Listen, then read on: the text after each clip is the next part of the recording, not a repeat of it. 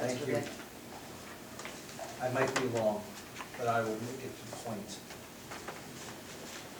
First and foremost, great job by all of, not just our DPW workers, but all of our town workers of holding things together during these recent storms, wires down, power outages, etc. It's just not our DPW, it's everybody inside Freedom School, and beyond that, extend our infrastructure to make it work the way it does. Obviously, all of our first responders. A big thank you to that. My week was a little rough, and I will just speak on a personal basis and not for the council as a whole. It first started earlier in the week when I did not attend the subcommittee meeting that I said after Mayor Ellis had put out on Facebook releases from the executive session. And what else came on that famous Facebook release, that non-truths that was from there.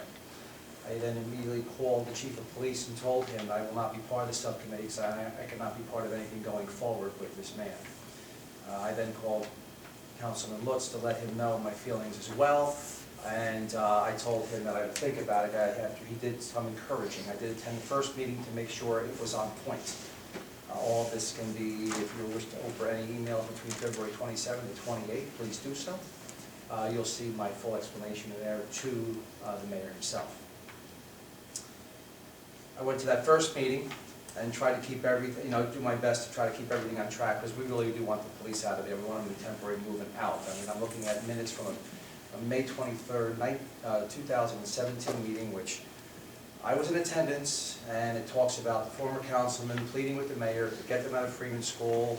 I'm going to get them, I have mine on my mind, because get them out of where they're at now, do something with them, where they're talking about the county college. Mr. Minor actually even mentioned during that meeting that Freeman School would be a good option. The mayor then asked Mr. Minor, of course, do you know when it was built? Actually quizzing a citizen that got up and asked a question from his heart. He had to be on jeopardy at that point in time. But Mr. Minor said he didn't, and the mayor's words at that point in time, Mayor Ellis stated it was built at the turn of the century. It was filled with asbestos and has no elevator. ADA laws today wouldn't pass. There is no air. We looked at it. We are on the verge of a decision any time now. That was his answer. I was in attendance at that meeting. I remember it vividly. That was the same meeting that I remember he said he was working with the Allentown Mayor Pulowski, where he said he visited Mayor Pulowski, and we had discussions regarding improvements in Allentown, which is not having that improvements of what the redevelopment is doing. And ideas for Phillipsburg, like having an Amtrak coming to follow the model Allentown has, and is currently using the revitalization of the town. I learned a great deal from Mayor Pulowski during this meeting, and I look forward to working with him again. We continued as off the subcommittee email, and I did tell our councilor, our town engineer, and Councilman Lutz that I would not be in attendance for the second meeting. I was at work myself. It was an NHL game that day. Throughout this week, I've been getting lambasted by the mayor. This is what Councilman Lutz was saying about what goes on behind scenes. Well, it's sort of like you're getting a little Penn and Teller out of me here because I had a rough week, and you're going to hear some of the stuff that goes behind the scenes. So I get lambasted on that email, questioning my loyalty to the town, my passion for the town, why I even ran for council, things of that nature. I gave him one response, again, 27th, 28th of February, if you wish to do that. That took up a majority of the week. In addition, what was running in the background was the 248 special use permits, which we had exhaustively tried to just, and let it be known, I don't think anyone on this panel did not want that celebration, which started in Easton and went over to Phillipsburg. Nobody was ever against that. And our strongest component was our clerk. Basically making sure the legalities of that event, we had it down pat. We are back. Councilwoman said we're number 3 in the state, and that's it. We're number 3 in the state, I think, in just liability of just what goes on. That's why earlier I mentioned before about statewide management's head explodes every time we do something here. And it falls on our council, because sooner or later we have to approve or disapprove or hear about lawsuits. That's all we seem to be doing.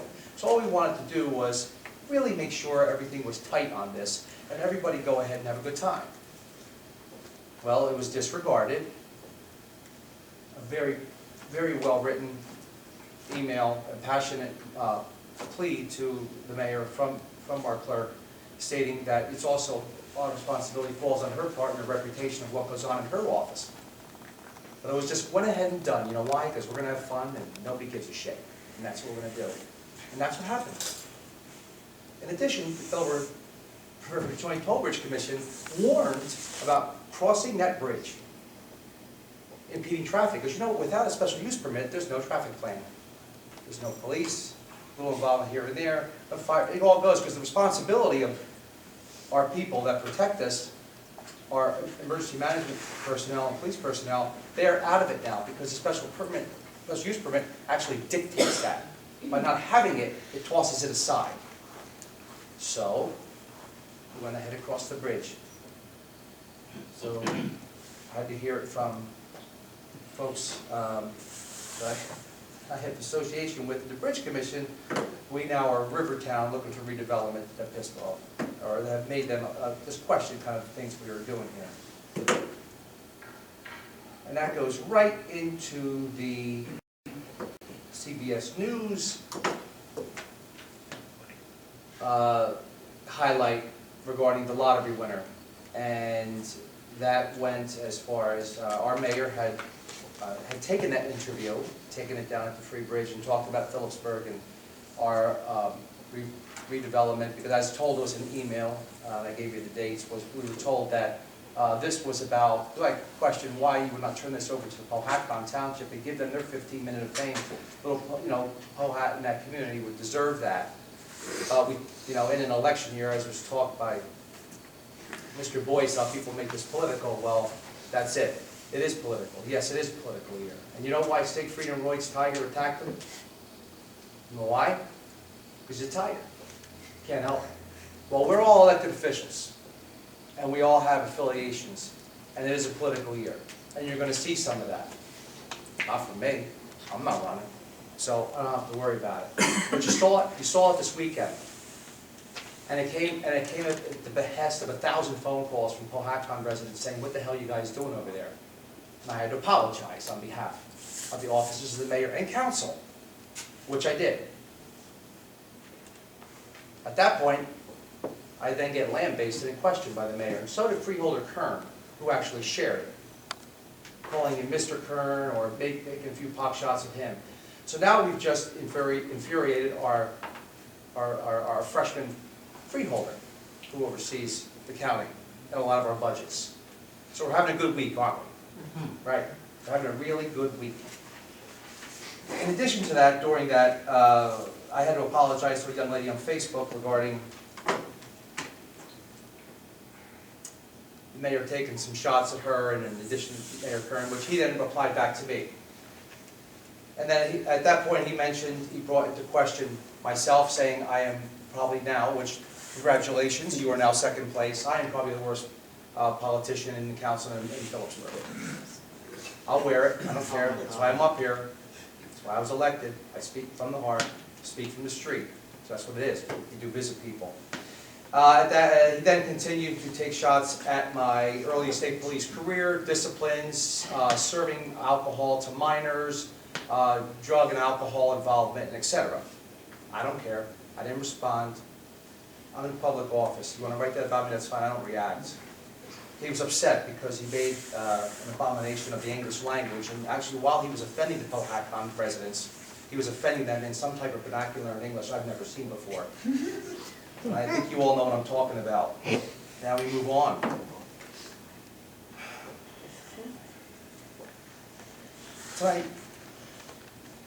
Tonight we talked about the landlord issue, and I'm just going to end with this. I feel sorry. My heart goes out to everybody that comes up here, discusses and gives us, and I know you know, when you address the council president, the answer you're going to get is, you got to call the mayor on that.